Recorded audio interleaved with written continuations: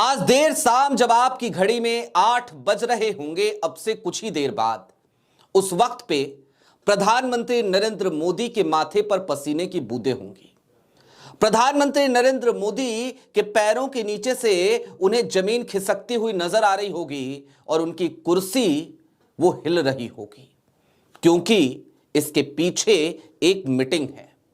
एक मीटिंग जिसकी खबरें छपी, एक मीटिंग जो काफी दिनों से हो ही नहीं पा रही थी, क्या बनारस क्या गोरखपुर, लेकिन आज की तारीख में वो लखनऊ में हो जाएगी।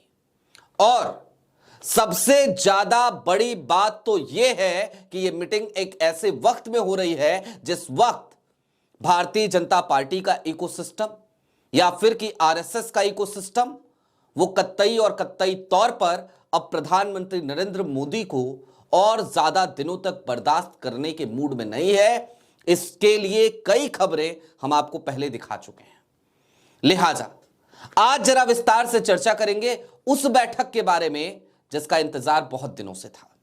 नमस्कार, मैं स्वप्निल और आप मुद्दा देख रहे हैं। दोस्तों, आगे बढ़े उससे पहले वही छोटी सी अपील। मुद्दा इन दिनों एक गंभीर आर्थिक संकट से जूझ रहा है। एक तरफ हमारे मेन बैंक अकाउंट्स फ्रीज चल रहे हैं, तो दूसरी तरफ हमारे 2.5 साल पुराने चैनल को हमसे लंबे समय तक छीन कर रखा गया था। ऐसे में डे टू डे ऑपरेशंस में मुद्दा को काफी मुश्किलों का सामना करना पड़ता है।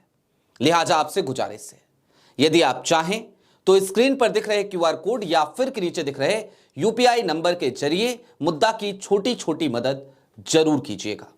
अब आगे बढ़ते हैं और जरा डिकोड करते हैं कि आज जो बैठक होगी वो बैठक इतनी खास क्यों है। कमरा बंद होगा, कमरे के भीतर 2 कुर्सियां होंगी, दो कुर्सियों पर 2 लोग बैठे होंगे और उस कमरे में कोई और मौजूद नहीं होगा। आलम यह कि वो कहावत है ना, दीवारों के भी कान होते हैं। तो आज की तारीख में दीवारों के जो कान होते हैं, दीवारों के उन कान को भी बहरा कर दिया जाएगा। और यह बैठक इतनी ज्यादा महत्वपूर्ण क्यों है? दरअसल ये बैठक है संघ प्रमुख मोहन भागवत और उत्तर प्रदेश के मुख्यमंत्री योगी आदित्यनाथ की। अब आप कहेंगे कि लखनऊ पहुंचे हैं मोहन भागवत, तो जाहिर सी बात है इसमें कौन सी बड़ी बात हो गई कि योगी आदित्यनाथ की उनसे मुलाकात हो जाएगी। तो मैं आपको कुछ चीजें याद दिलाना चाहता हूं। अभी 3 दिन तक मोहन भागवत गोरखपुर में थे और जैसे ही मोहन भागवत गोरखपुर पहुंचे, योगी आदित्यनाथ भी आनंद फानन में गोरखपुर पहुंच गए। आपके स्क्रीन पर दैनिक भास्कर की एक खबर है, इस खबर को जरा गौर से देखिए। महज 1.5 किलोमीटर की दूरी थी मोहन भागवत और योगी आदित्यनाथ के बीच में। 3 दिन तक मोहन भागवत रहे, 3 दिन तक योगी आदित्यनाथ भी डेरा जमाए रहे, मुलाकात नहीं हो पाई। आप कहेंगे कि कोई बात नहीं हो पाई, इसमें कौन सी बड़ी बात है, हो सकता है योगी जी ही नहीं मिलना चाहते हो। नहीं, ऐसा नहीं है। बनारस पहुंचे कुछ महीने पहले की बात है मोहन भागवत, तो योगी आदित्यनाथ आनंद फानन में अपना एक कार्यक्रम बनाते हैं और बनारस रवाना हो जाते हैं, बनारस पहुंच जाते हैं। वहां पर भी वो पुरजोर कोशिश करते हैं मोहन भागवत से मुलाकात करने की, मोहन भागवत से कोई मुलाकात नहीं हो पाती है। उसके बाद मोहन भागवत लखनऊ आते हैं।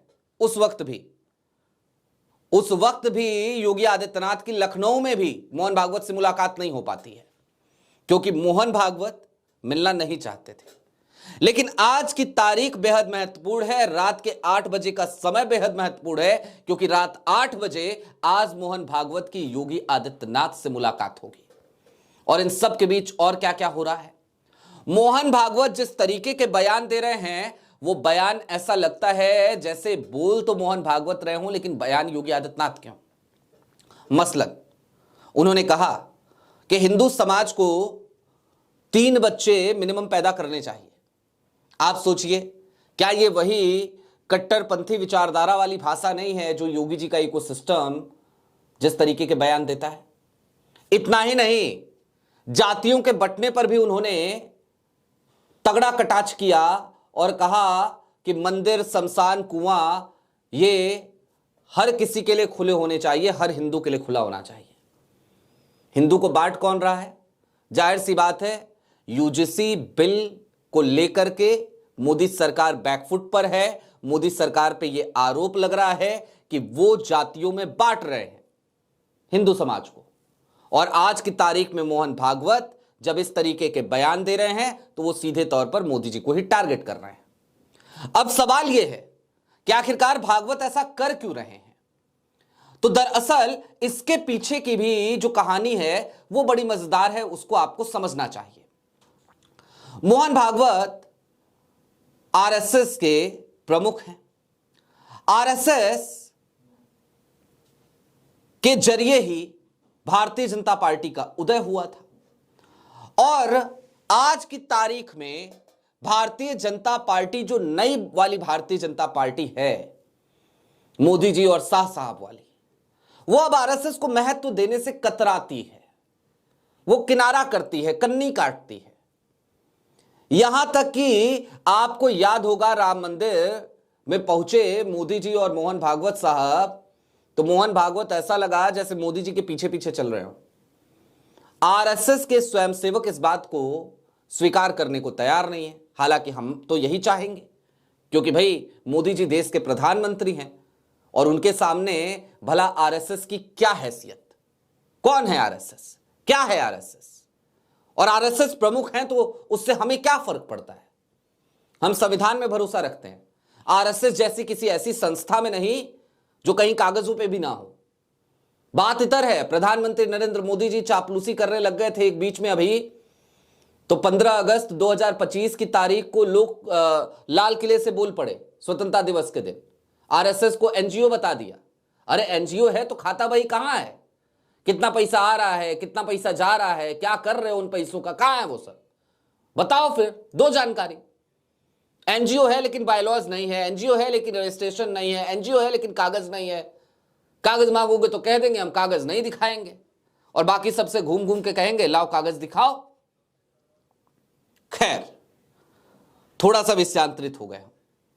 अब हो क्या रहा है कि मोहन भागवत बदला ले रहे हैं इसी बात का आज की तारीख में, और मोहन भागवत भी इस बात को भली भांति तरीके से जानते हैं कि अभी नहीं तो कभी नहीं, क्योंकि यह वक्त वो वक्त है जब प्रधानमंत्री नरेंद्र मोदी का गुब्बारा फूट चुका है। आज की तारीख में कोई भी प्रधानमंत्री नरेंद्र मोदी को 56 इंची प्रधानमंत्री कहने से कतराता है। आज की तारीख में प्रधानमंत्री नरेंद्र मोदी पर सैकड़ों नहीं हजारों सवाल हैं। सवाल एप्स्टीन फाइल का भी है, हरदीप पुरी का, जिस पर प्रधानमंत्री नरेंद्र मोदी हरदीप पुरी के साथ खड़े हुए नजर आते हैं। सवाल आज की तारीख में इंडिया यूएस ट्रेड डील का भी है, जिसको लेकर के प्रधानमंत्री नरेंद्र मोदी के नाम के आगे कॉम्प्रोमाइज्ड पीएम का ठप्पा लग चुका है। और इतना बुरा वक्त चल रहा है ना मोदी जी का कि पूछिए मत।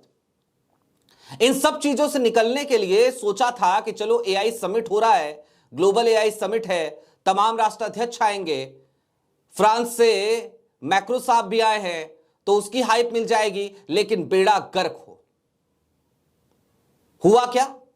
एआई समिट में पहले दिन जिस तरीके की अव्यवस्था रही उसकी वजह से भद पिटी, जगह जगह पर कंट्रोवर्सीज क्रिएट हुई, किसी का सामान चोरी हो गया। हालांकि बाद में सामान मिल गया, दिल्ली पुलिस को बधाई इस चीज के लिए, इतनी त्वरित कार्रवाई करने के लिए। धनंजय यादव के जो डिवाइसेस गायब हुए थे वो मिल चुके हैं उन्हें, लेकिन बेड़ा गर्क हुआ वहां भी। उसके बाद गलगोटिया यूनिवर्सिटी का बवाल कट गया।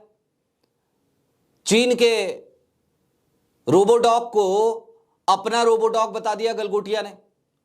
उस पर अभी किरकिरी खत्म ही नहीं हुई थी कि पता चला कोरिया का एक ड्रोन सॉकर है, उसको कह दिया कि ये हमारे यहां डेवलप है, उस पर बवाल कट गया। आज के तारीख में गलगोटिया यूनिवर्सिटी से वहां पे खाली कराया गया है, वहां पे भी फजीयत हो गई, एआई समिट में भी। तो हर तरफ से मुसीबत आ रही है। और मोहन भागवत एक बात और भली भांति समझते हैं कि आज की तारीख में अब नरेंद्र मोदी के भरोसे वापस 2029 में सत्ता में आना, सरकार बनाना भारतीय जनता पार्टी के लिए बड़ा मुश्किल है। और 2029 तो दूर है, 2027 में फजीहत ना हो जाए उत्तर प्रदेश में। लिहाजा इससे पहले बार बार योगी आदित्यनाथ की तरफ से मीटिंग के प्रयास किए गए कि चलिए बनारस में है मोहन भागवत साहब, तो मैं बनारस पहुंच जाता हूं, वहां मिल लूंगा, नहीं हुई मुलाकात। गोरखपुर में कोशिश की गई, नहीं हुई मुलाकात। लेकिन आज लखनऊ में देर शाम 8 बजे, रात 8 बजे यह मुलाकात तय हो गई है, फिक्स हो गई है, इसकी खबर आ गई है। और यह खबर सामान्य खबर नहीं है, इसको सामान्य खबर समझने की गलती ना करें। इस बैठक के बाद योगी आदित्यनाथ कुछ बोलते हैं अगर, या मोहन भागवत कुछ बोलते हैं, तो वो आज की सबसे बड़ी खबर बन सकती है। बिटवीन द लाइंस पढ़ना पड़ेगा उस स्टेटमेंट को। और नहीं बोलते हैं तो उनकी चुप्पी तो सबसे बड़ी खबर होगी ही होगी। और इसलिए होगी सबसे बड़ी खबर उनकी चुप्पी, क्योंकि ये समझ लीजिए कि स्थिति इतनी गंभीर हो गई है कि अंदर खाने जो बात हुई वो पब्लिक डोमेन में अभी बता ही नहीं सकते। लेकिन हां, योगी आदित्यनाथ का सपना है दिल्ली पहुंचने का, और मोहन भागवत ये समझ चुके हैं कि मोदी जी से हो नहीं पाएगा तो उनकी विदाई करनी पड़ेगी। और चूंकि उनकी विदाई करनी है तो सबको साधना पड़ेगा। अभी शुरुआत योगी आदित्यनाथ को साधने के साथ होगी, लेकिन इसके बाद देवेंद्र फडणवीस से भी आप देखिएगा संघ प्रमुख की मुलाकात होती हुई आपको नजर आएगी।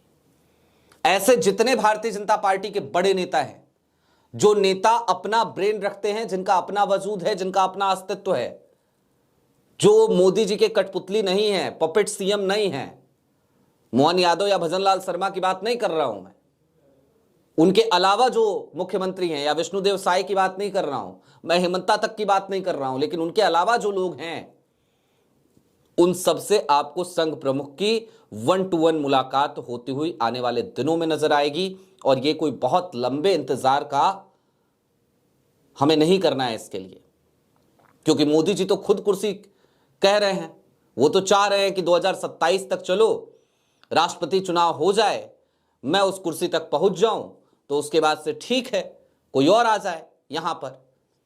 लेकिन मोहन भागवत उस तक का भी इंतजार अब नहीं करना चाहते।